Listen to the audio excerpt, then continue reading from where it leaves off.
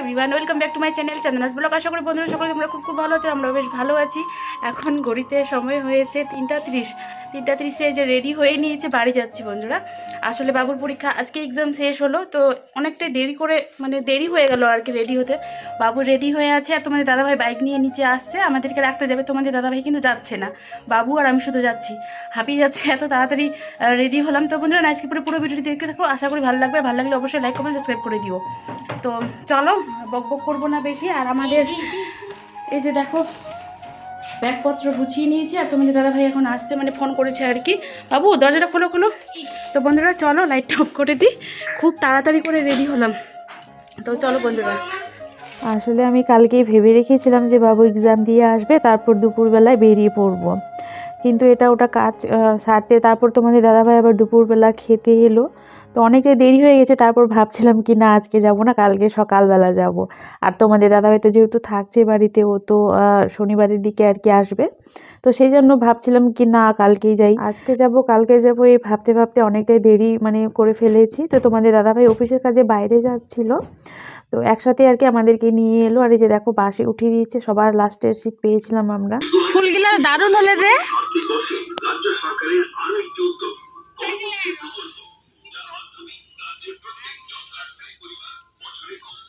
অনুপম কই? উলা ফুলা ভালো ফুটিলে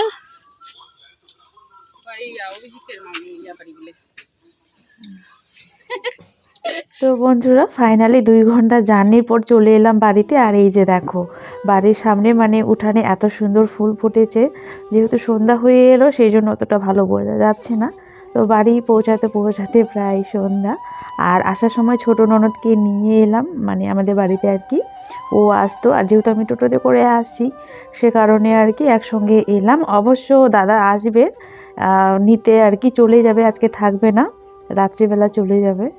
মায়ের খুব জ্বর, শরীর খারাপ, তাও রান্না করতে হচ্ছে। বেগুনের সবজি করবে এখন।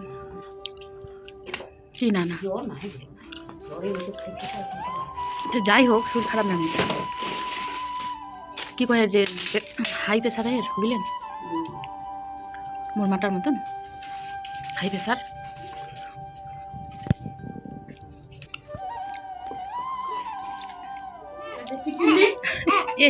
সুজন মুখ খান।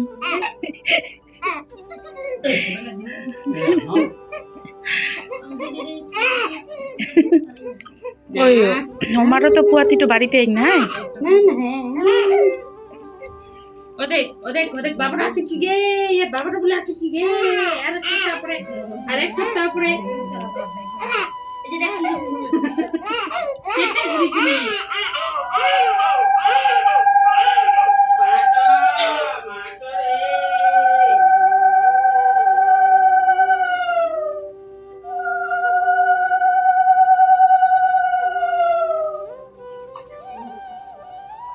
তো বন্ধুরা এখন এলাম রুমে।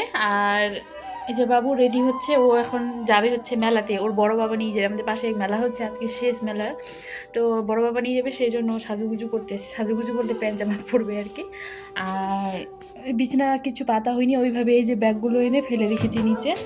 তো মাথা ঘুরে পড়ে যাবা একদম। তো এখন ওকে রেডি করিয়ে দিই বাবুকে, তারপর হচ্ছে বিছানাপত্র পাতবো। হ্যাঁ বেশি আলু চিকন কালকাতে আলুলাই তো পাকলা করে জন্য বরাবরই আলুর সেই দাম আজকে 11-12 টাকা কিলো। আর উঠবে ওলা বিচিনে তো বুঝি না। আচ্ছা হচ্ছে আলুর দাম 11 টাকা, আলুগুলো 12 টাকা। তো আলু বিচিনে এখন সোনার হার গ্রাম আর একটা চিক সবাই পড়ছে, আমারও পড়ার ইচ্ছা করছে। আর তুই যে চিকটো পিনু দেখা যাবে কি টুটিটা?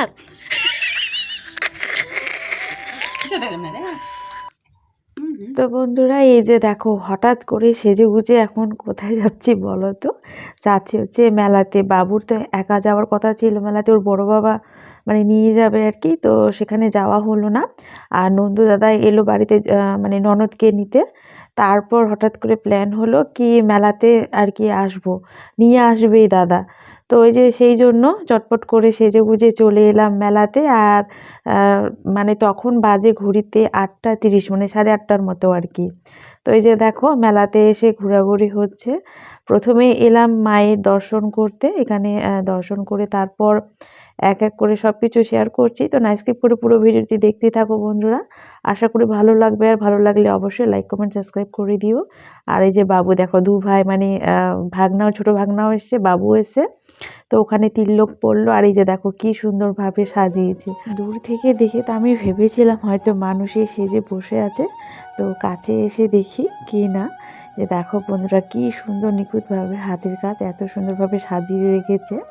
আমরা যেমন ঢেঁকিতে আটা কুটি ঠিক তেমনই আর কি। আর এই মেলাটা হচ্ছে আমাদের পাঁচিপুকুর মেলা আর কি, গঙ্গা স্নান। তো আজকে শেষ দিন ছিল, মানে লাস্ট মেলা, 5-6 দিন ধরে মেলা হচ্ছে।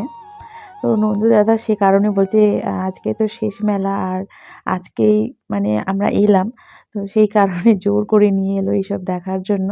তো বেশ ভালোই হলো এসে আর কি, অনেক কিছু দেখা হলো, তারপর অনেক কিছু খেয়েছি, অনেক মজা করেছি। টাকা 60 টাকা 60 টাকা মনে রাখবেন আমাদের দোকানের বিক্রিত মাল ফেরত মাত্র 10 টাকা 10 টাকা 10 পছন্দ টাকা। করুন। তো পুরো মেলা ঘোরা আমাদের কমপ্লিট। আর এই যেখানে দেখো দু ভাইয়ের এত জেদ বিরিয়ানি খাবে মেলার মধ্যে, এতবার বারণ করার সত্ত্বেও কি মেলাতে বিরিয়ানি ভালো হয় না, তবু এই যে জেদ খাবেই। তো খাওয়ার পর বুঝতে পেরেছি কি মেলাতে আদৌ বিরিয়ানি খাওয়াটা উচিত কি উচিত না।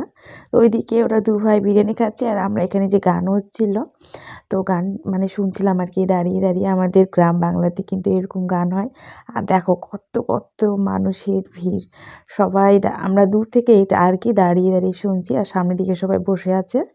তো অনেক গান শোনা হলো, সব কিছু হলো। বাড়ি যাওয়ার পথে যে এখন ফুচকা খেলাম, ফুচকা খেয়ে চলে এসেছি বাড়িতে।